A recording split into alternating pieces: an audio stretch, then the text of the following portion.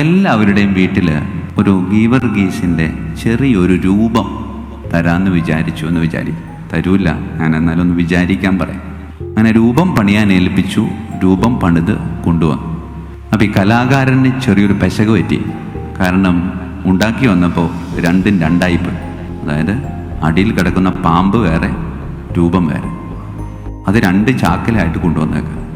അച്ഛൻ വിചാരിച്ചു എല്ലാം ഇത് പുതിയ മോഡലായതുകൊണ്ട് മറ്റത് തുറന്നു നോക്കാൻ നിന്നില്ല.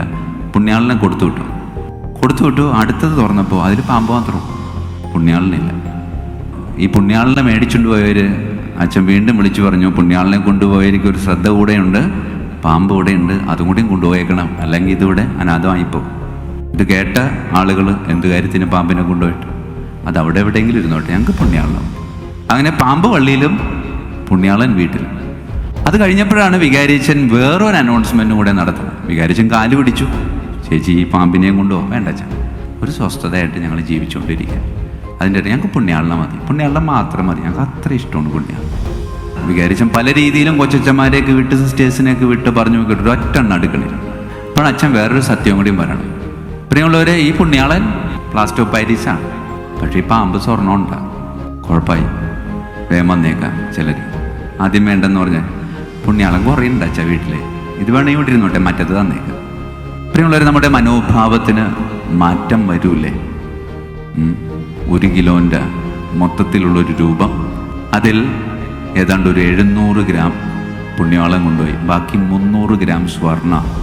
അത് പാമ്പിൻ്റെ രൂപത്തിലാണെന്ന് മാത്രം.